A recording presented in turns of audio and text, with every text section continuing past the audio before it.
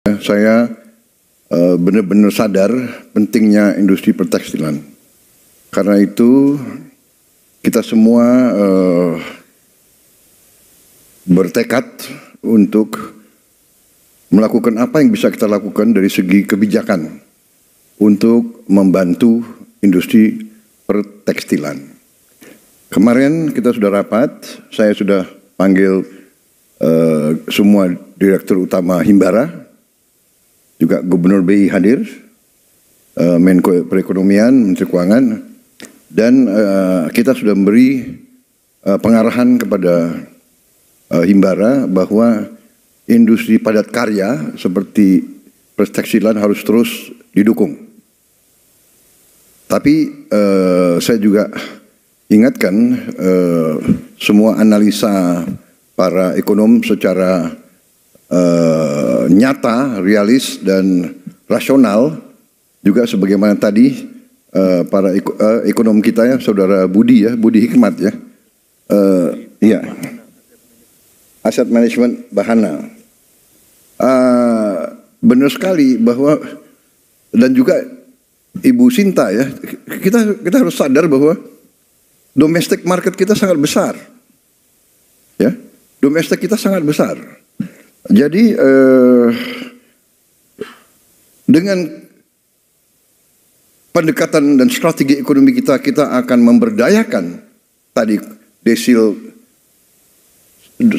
yang paling bawah itu, yang paling bawah 1-2 ya, yang paling ekstrim, yang rentan, dan yang aspiring itu sebetulnya eufemisme.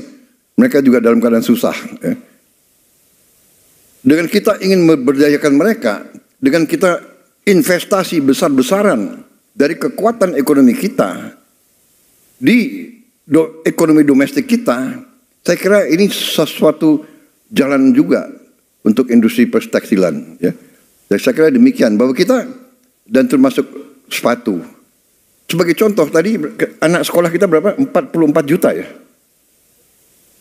44 juta ya. 44 juta anak sekolah. Nah kalau saya instruksikan mereka perlu sepatu olahraga 2 masing-masing siswa. 1 untuk sepatu pramuka, 1 untuk sepatu olahraga, 1 untuk sepatu masuk sekolah. Apakah tidak itu domestic demand? Apalagi kalau saya nanti kasih instruksi, harus ada pakaian seragam pramuka, 2 setel untuk tiap anak umpamanya, dan sebagainya dan sebagainya. Jadi jangan khawatir, kita sadar pentingnya industri padat karya. Kita sangat sadar itu. Tapi saya juga ingatkan, kita punya kekuatan domestik, kita punya pasar domestik yang besar, kita punya confidence ya. Sekarang tinggal manajemen dari kami. Tapi terima kasih Ibu Sinta, benar-benar Indonesia Incorporated. Jadi saya kira forum-forum semacam ini mungkin harus teratur dan lebih sering. Ya karena kita ini satu kapal. Ya, pemerintah tidak bisa berbuat semuanya. Bahkan investasi paling besar adalah dari swasta. Investasi paling besar ya adalah dari swasta. Jadi tapi kita harus ingat bahwa kita ini tadi dikatakan kita ini punya kekuatan. Kita ini negara besar ya. Hanya mungkin kita selalu ada rasa was-was, selalu rasa rendah diri ya kan. Kita kuat, kita punya mineral-mineral strategis kok. Kita ada daya saing, benar nggak? Jadi saudara-saudara, dalam kita negosiasi, kita juga bukan tidak punya kiat-kiat yang cukup meyakinkan, ya. Sebagai contoh, defisit kita 17 miliar dolar. Surplus kita 17 miliar dolar sama Amerika. Benar? Itu yang jadi masalah bagi mereka kan? Saya sangat confident. Saya sudah menugaskan Menko Perekonomian, negosiasi, kita sudah sampaikan, Pak Luhut juga. Kita bikin Pak Pok Pak Po ada istilah bisnis bisa ya? Hah? Boleh, Presiden ngomong Pak Po boleh ya? Boleh ya? Saya tawarin mereka, Pak Po, saya bisa 17 miliar, 10 juta, 17 miliar kita akan beli dari Amerika. Kita bukan negara miskin, kita bisa beli 17 miliar dari Amerika. Ya. Apa yang kita butuh dari Amerika? Kita butuh LPG. LPG 8 miliar dolar kita butuh, 9 miliar ya.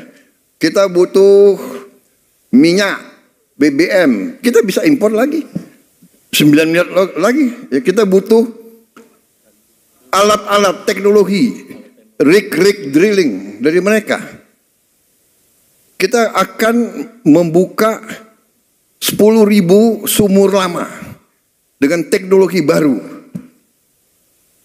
Jadi mungkin 3-4 item Pak Po, ya, Pak Po, ya, kedelai. Saya kadang-kadang terlalu cepat bicara, keluarnya keledai. Enggak, kedelai kita butuh dari mereka. Ya, gandum, apalagi kapas, pesawat terbang, ya kan? Tapi sekarang pesawat terbang dari Tiongkok murah-murah loh. Ya. Jadi saudara-saudara, ya we have yang penting kita nih confident. Saya terima kasih Indonesia Incorporated. Ya kita. Jadi kalau saya panggil saudara-saudara, ya sering-sering saudara jangan kapok-kapok. Ya, karena kita harus begini. Dan saya terima kasih. Ya tanggapan kepada industri pertekstilan. Kemudian tanggapan kepada saudara Budi Hikmat. Ya, sekarang kepada Ibu Sinta. Saya terima kasih. Jadi seperti ini, tolong kasih tahu kita mana yang pelaksananya tidak bagus. Kita segera akan bertindak. Ya, sekarang saya beri garis kepada kabinet semua. Pertama, efisien, kerjanya harus efisien. Kedua, buang semua regulasi yang tidak masuk akal. Ya, permudah semua proses untuk pengusaha.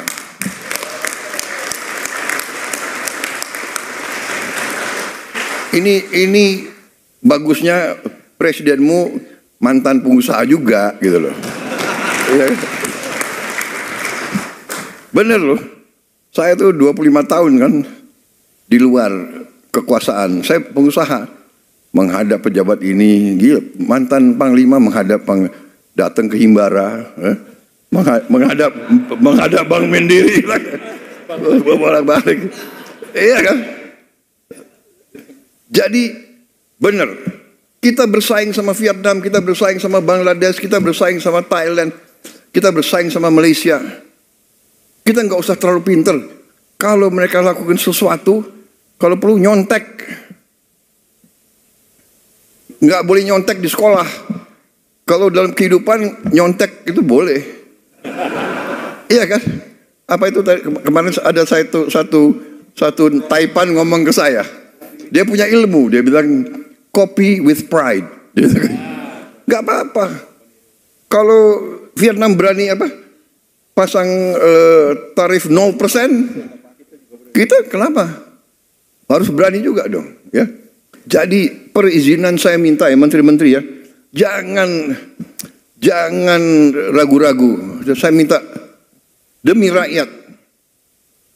Kadang-kadang ya ini birokrat ini saya kasih peringatan ya. Ada aja ya. Sudah dikeluarkan keputusan presiden, dia bikin lagi peraturan teknis. Pertek apa itu pertek? Tiga tanda anak Anda memiliki kemampuan pemrograman. Yang pertama, anak Anda terus-menerus bermain games seperti Minecraft maupun ya. Kadang-kadang perteknya tuh lebih galak daripada keputusan presiden. Nggak ada lagi pertek. Pokoknya pertek keluarkan oleh kementerian harus seizin Presiden Republik Indonesia. Ya. Mudahkan. ini saya sebetulnya dalam hati, ya benar tadi siapa yang sampaikan, sebetulnya Pak Purbaya ya, ini sebetulnya Pak Presiden Trump mungkin membantu kita ini sebenarnya. Dia maksa kita supaya kita ramping, supaya kita efisien, supaya kita tidak manja, ya kan? Jadi saya benar-benar ini kesempatan. Saya minta ya, ada Menteri Pertanian, ada Menteri Perdagangan, nggak usah ada kota apalagi semua, nggak ada kota. Siapa mau impor daging, silakan, siapa aja boleh import. Saudara-saudara, mau impor apa, silakan, buka aja. Rakyat kita juga pandai kok, ya kan? Jangan bikin kota-kota, habis itu perusahaan A, B, C yang hanya ditunjuk, hanya dia boleh import. Enak aja, iya kan? Udahlah, kita sudah lama jadi orang Indonesia, udah nggak pakai, jangan pakai praktek-praktek itu lagi gitu, ya. Nggak, karantina. Kalau negara kita negosiasi sama negara, kalau dia bisa karantina di negara dia sekian bulan, udah aja lah, nggak usah kita lama-lama lagi karantina, buka aja cepat itu semua. Dan ya kita introspeksi diri ya, kita harus introspeksi diri. Institusi kita harus beres, ya. Bea cukai harus beres, jangan macam-macam lagi, cari prosedur yang mengada-ada, memperlama-lama gitu. Sudah lama kita jadi orang Indonesia, ya kan? Sama juga, saya mau koreksi, TNI ada nggak di sini TNI? Angkatan Laut, Kepolisian, ya kan? Saya juga sudah lama jadi mantan prajurit. Ngerti juga saya itu, ya kan? Penyelundupan harus kita hentikan, mengancam industri kita, mengancam rakyat kita, mengancam pekerjaan rakyat kita. Jadi kalau ada petugas, pejabat dari institusi negara yang terlibat melindungi penyelundupan, harus kita tindak sekeras-kerasnya. Ya.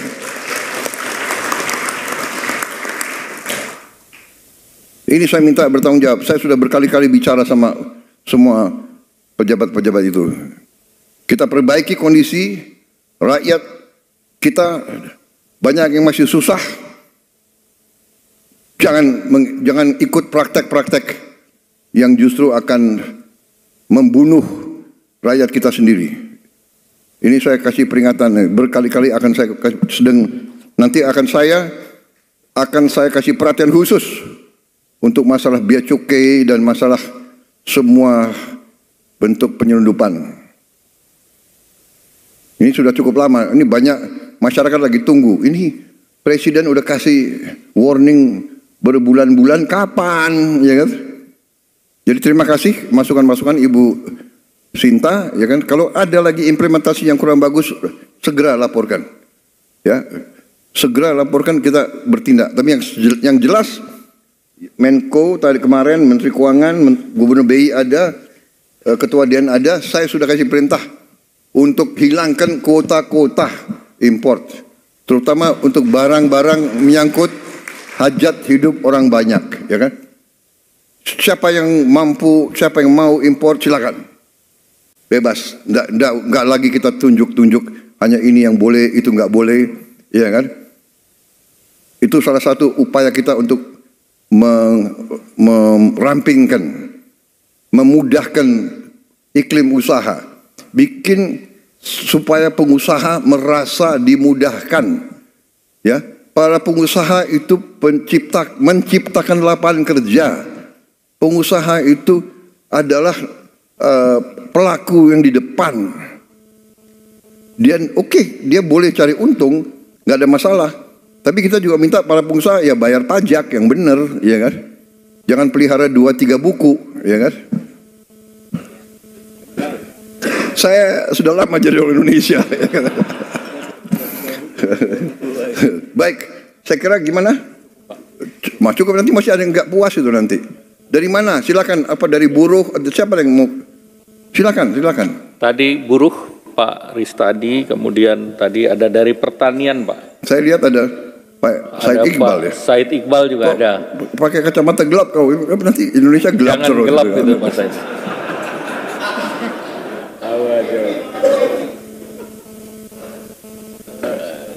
Iya. Satu, silakan Pak Ristadi, Pak Said Iqbal, dan Pak Otong nih tadi.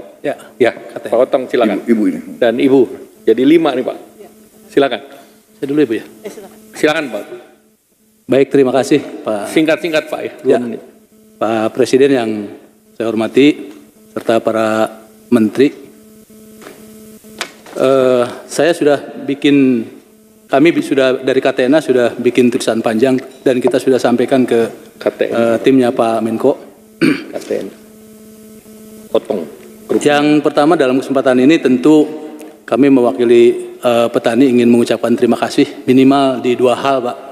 Jadi tadi sudah disampaikan oleh Bapak mengenai kemudahan dalam memperoleh pupuk. Jadi dengan regulasi yang dihilangkan begitu banyak serta alokasi yang cukup, sekarang berbalik Pak.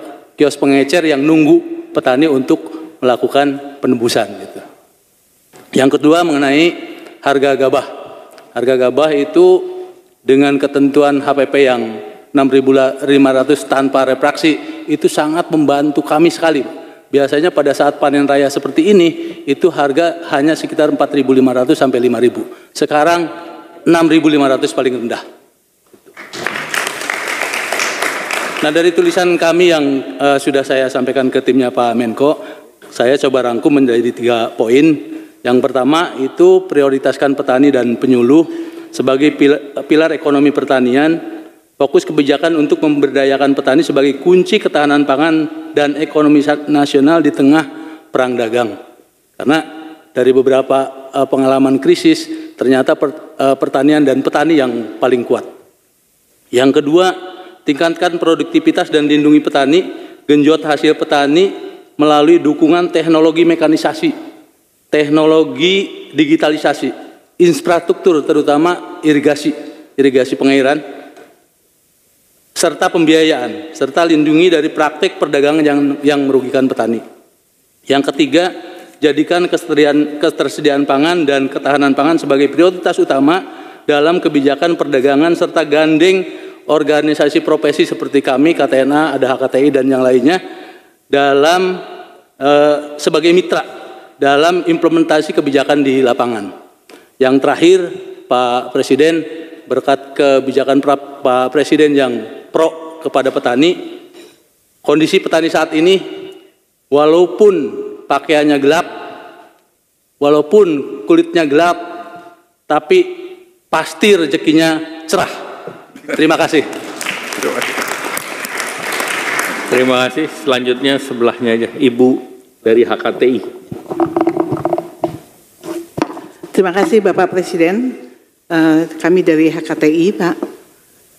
Pertama-tama kami ucapkan terima kasih atas apa yang sudah disampaikan, bahwa mudah-mudahan kebijakan tarif ini juga menjadi peluang buat kita. Kebijakan tarif Presiden Trump. Yang pertama tentu tadi sudah disampaikan bahwa kita mengimpor kedelai, gandum, dan ada potensial mengimpor jagung. Mungkin ini bisa dijadikan bahan untuk negosiasi kepada Amerika. Tapi kita juga mengekspor CPO, karet, dan kopi kita. Mohon juga ini menjadi catatan untuk negosiasi di dalam yang akan dilakukan oleh pemerintah, bahwa betul-betul untuk 3 komoditas ekspor kita ini tentunya kita perjuangkan, terutama untuk karet dan kopi, barangkali juga untuk diturunkan, karena tarif kopi, import kopi dari Amerika, dari negara-negara Latin, Kolombia dan sekitarnya hanya sekitar 10%, sedangkan dari kita kalau tambah tinggi tentu akan menjadi mahal, padahal kopi kita dan karet kita sangat dibutuhkan oleh Amerika. Yang berikutnya adalah terkait dengan peningkatan daya saing dari para petani kita, Pak Presiden dan Bapak dan Ibu sekalian. kami mengusulkan dari HKTI untuk diadakan penguatan organisasi dari HKTI ini melalui menjadi satu organisasi yang lebih kuat lagi. Kemudian pembentukan dari koperasi sekunder dari HKTI dan juga memfasilitasi terwujudnya peran serta dari wanita tani dan pemuda tani kita. Terima kasih. Kemudian terima kasih. Mungkin cukup ya. Ada satu hal barangkali yang barangkali kami ingin sampaikan sedikit, Pak, terkait dengan penguatan dari pemanfaatan dari dana pengelolaan dana perkebunan, Pak Presiden. Mohon dapat nanti barangkali lebih diperkuat untuk hilirisasi dan juga untuk peningkatan produktivitas petani perkebun kita. Baik, terima kasih Bu. Pak Said Iqbal dulu, silakan Pak. Kemudian Pak Ristadi dan terakhir Pak Wijayanto. 5 Pak. Terima kasih Pak Presiden dan jajaran Menteri. Mewakili 3 konfederasi serikat buruh yang hadir dan teman-teman yang lain, KSPI, KSPSI Andi Gani, dan Bung Eli Silaban, kami sudah mengirim surat resmi Pak ke AFL-CIO, yaitu Serikat Buruh Amerika, agar untuk membantu ada ancaman PHK bagi para buruh di Indonesia bila mana Trump sebagai Presiden Amerika memaksakan kehendaknya dalam pengenaan tarif.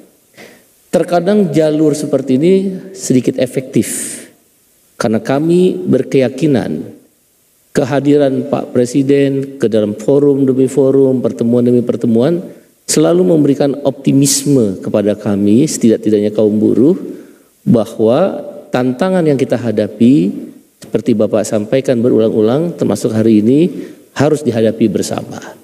Dan karena itu dengan cara kami, surat itu kami layangkan meminta kepastian agar Trump mempertimbangkan kembali dampak kebijakannya kepada buruh di Indonesia. Dan kami adalah anggota International Trade Union Confederation dan saya salah satu pengurusnya di tingkat dunia di Brussel, di Belgia. Itu biasanya diadopsi oleh Serikat Buruh AFL-CIO dan mereka akan bikin semacam executive summary terhadap ancaman PHK di negara-negara yang dikeluarkan dengan adanya kebijakan tarif Trump. Yang kedua Bapak Presiden yang kami cintai, ini data fakta lapangan, tentu akan diuji 3 bulan ke depan. Laporan dari teman-teman serikat buruh di tingkat perusahaan, mereka sudah diajak berunding oleh beberapa pimpinan perusahaan bahwa akan ada efek PHK terhadap kebijakan tarif Trump. Tadi sudah disebut tekstil, garmen, sepatu, sawit, elektronik, dan juga komponen suku cadang otomotif. Kebanyakan dari perusahaan ini, misal di tekstil, dari catatan serikat buruh di lapangan Pak ya, di tingkat pabrik Bapak Presiden, itu mereka kan pemainnya Taiwan, Hong Kong, Korea. Mereka itu punya juga pabrik-pabrik di beberapa negara. Yang tadi Bapak sudah sebutkan, Pak Menko sebutkan, dan Bu Sri Mulyani sebutkan. Sehingga ancaman untuk memindahkan ke negara-negara itu terjadi. Maka akan terjadi efisiensi, bahkan tidak menutup kemungkinan ditutup perusahaan. Tapi baru mau diajak berunding. Oleh karena itu ancaman PHK ini kami kalkulasi, sekali lagi ini baru kalkulasi Pak Presiden, bisa jadi salah. Dalam 3 bulan ke depan di industri-industri yang menjadi anggota serikat buruh itu 50.000 lebih buruh akan terancam PHK. Tapi dengan optimisme yang tadi Bapak jelaskan dan beberapa menteri menjelaskan situasi ekonomi makro, mudah-mudahan itu bisa menghambat terjadinya PHK tersebut. Oleh karena itu izinkan kami Pak Presiden ada beberapa usulan dan saran melalui forum ini. 1, segera dibentuk Satgas PHK Pak. Jadi nggak gerabak gerubuk. Kalaulah terjadi PHK, kita sudah siap. Ada unsur Apindo, Kadin, Serikat Buruh, Kementerian Tenaga Kerja, Menko Perekonomian, dan saya sudah usulkan pada Pak Supmi Dasko, Wakil Ketua DPR, termasuk DPR. Dengan demikian Satgas ini akan berperan aktif untuk memberikan kontribusi bila mana ada potensi PHK apa langkahnya. Dan Satgas ini juga untuk mengeliminir, mendeklinasi potensi pemogokan bila mana, sekali lagi bila mana terjadi PHK yang mengakibatkan hak-hak buruh tidak dibayar. Kami meminta harapan pada Bapak Presiden agar hak-hak buruh kalaulah terjadi PHK itu bisa dibayarkan sesuai peraturan perundang-undangan. Satgas ini sangat berperan. Yang kedua Pak Presiden, pada regulasi. Pada pertemuan upah minimum kami menghadap Bapak pada waktu itu di Istana, saya sudah sampaikan langsung pada Bapak Presiden mewakili kawan-kawan buruh, regulasi itu yang akan membebani para pengusaha dan buruh terjadinya PHK di perusahaan adalah Permendak nomor 8 tahun 2024 atau 2023 saya lupa itu tentang impor itu Pak. Karena ketika nanti Cina pasarnya agak tersendat di Amerika, dia akan larikan kan impor ke negara-negara lain khususnya termasuk Indonesia. Permendak nomor 8 tahun 2003 udah disuarakan oleh banyak pihak tapi nggak dicabut-cabut. Ada apa? Pada waktu Bapak bahkan langsung menelepon Pak Zulkifli Hasan. Sampai hari ini pun nggak dicabut Pak. Mohon kiranya mungkin menjadi bahan pertimbangan dicabut segera supaya bisa menurunkan tekanan terhadap persoalan tarif ini. Kami sekali lagi optimis dengan kehadiran Bapak pada hari ini, makin optimis. Memang kita harus bekerja bersama-sama untuk bangsa ini. Dan yang terakhir renegosiasi Pak. Beberapa waktu yang lalu kami bersama Bung Andi Gani kemudian mengundang Pak Kapolri ke Brebes Pak. Ada perusahaan namanya Tahsung Pak.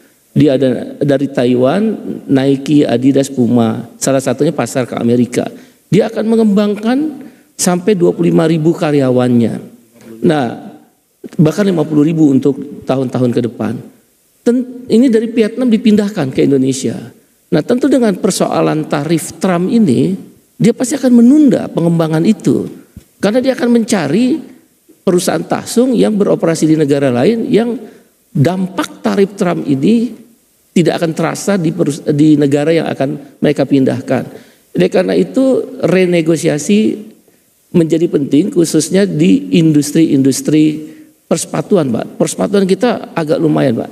Nah perusahaan elektronik Pak Presiden kebanyakan itu ekspor ke Amerika misalnya seperti kelompok Panasonic, kelompok Toshiba itu Pak, ekspornya 100% ke Amerika Pak sekarang. Jadi sangat terasa sekali akan terjadi pengurangan karyawan. Kebetulan saya bekerja di perusahaan elektronik. Begitu juga suku cadang otomotif. Walaupun kita tetap optimis, tidak ada salahnya kita juga mempersiapkan diri demikian Bapak Presiden. Terima kasih.